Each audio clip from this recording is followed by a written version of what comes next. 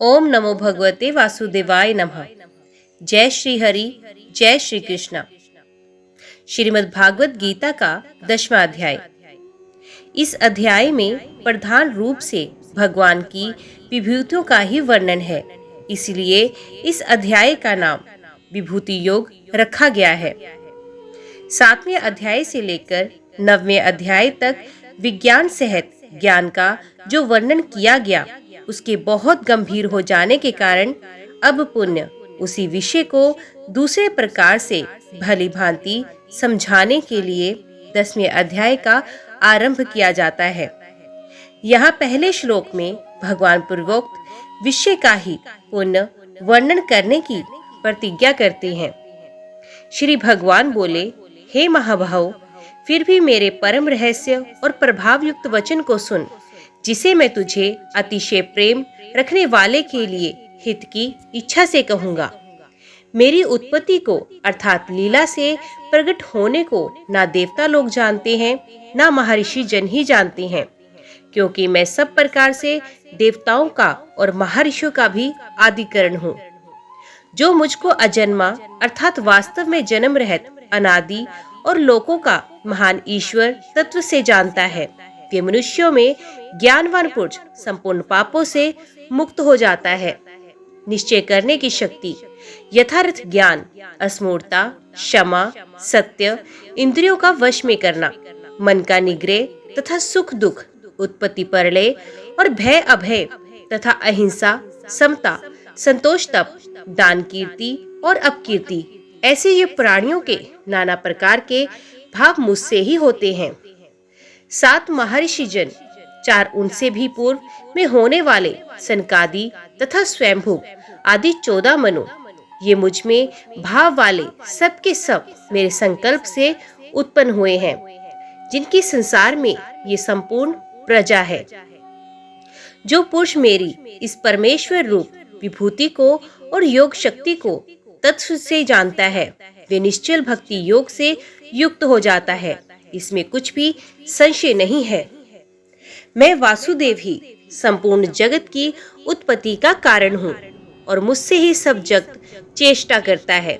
इस प्रकार समझकर श्रद्धा और भक्ति से युक्त बुद्धिमान भक्तजन मुझ परमेश्वर को ही निरंतर भजते हैं। निरंतर मुझ में मन लगाने वाले और मुझ में ही प्राणों को अर्पण करने वाले भक्तजन मेरी भक्ति की चर्चा के द्वारा आपस में मेरे प्रभाव को जानते हुए तथा गुण और प्रभाव सहित मेरा कथन करते हुए ही निरंतर संतुष्ट होते हैं और मुझ वासुदेव में ही निरंतर रमण करते हैं। उन निरंतर मेरे ध्यान आदि में लगे हुए और प्रेम पूर्वक भजने वाले भक्तों को मैं वे तत्व ज्ञान रूप योग देता हूँ, जिससे वे मुझको ही प्राप्त होते हैं। हे अर्जुन, उनके ऊपर अनुग्रह करने के लिए उनके अंतकरण में स्थित हुआ मैं स्वयं ही उनके अज्ञान जनित अंधकार को प्रकाश में तत्व ज्ञान रूप दीपक के द्वारा नष्ट कर देता हूँ। अर्जुन बोले, आप परम ब्रह्म, परम धाम और परम पवित्र हैं, क्योंकि आपको सब ऋषिगण सनातन दिव्य पुरुष एवं देवों का भी आदिदेव, अजन्मा और सर्वव्यापी कहते हैं। वैसे ही देव ऋषि नारद तथा असित और देवल ऋषि तथा महर्षि व्यास भी कहते हैं और आप भी मेरे प्रति कहते हैं। हे केशव, जो कुछ भी मेरे प्रति आप कहते हैं, इस सब को मैं सत्य मानता हूँ। हे भगवान, आपके लीला में स्वरूप को ना तो दानव जानते हैं और ना देवता ही जानते हैं। हे भूतों को उत्पन्न करने वाले, हे भूतों के ईश्वर, हे देवों के देव, हे जगत के स्वामी, हे पुरुषोत्तम, आप स्वयं ही अपने से अपने को जानते हैं, इसलिए आप ही उन अपनी दिव्य विभूतियों को संपूर्णता से कहने में समर्थ हैं, जिन विभूतियों द्वारा आप इन सब लोकों को व्याप्त करके स्थित हैं।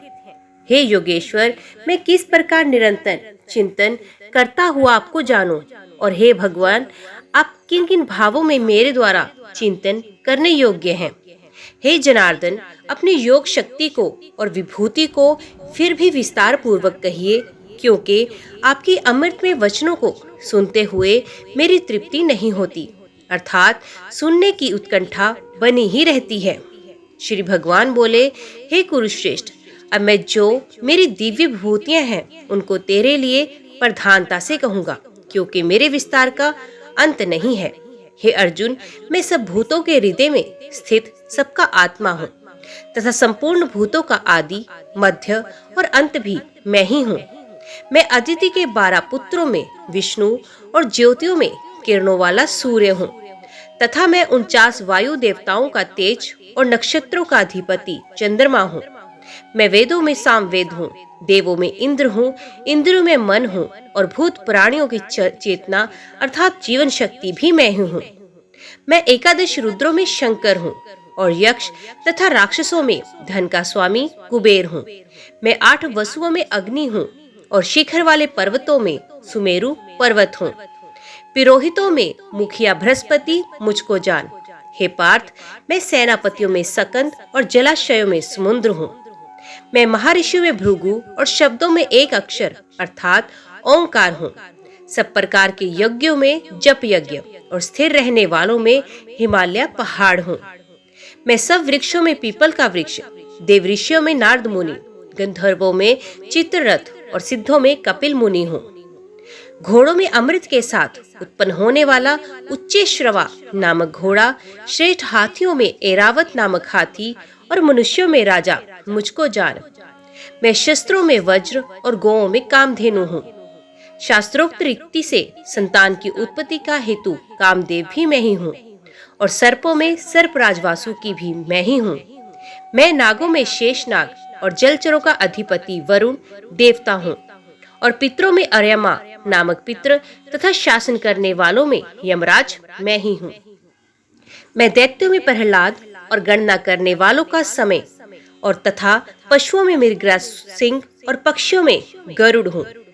मैं पवित्र करने वालों में वायु, शस्त्रधारियों में श्री राम तथा मछलियों में मगर और नदियों में श्री भगीरथी गंगा जी मैं ही हूँ।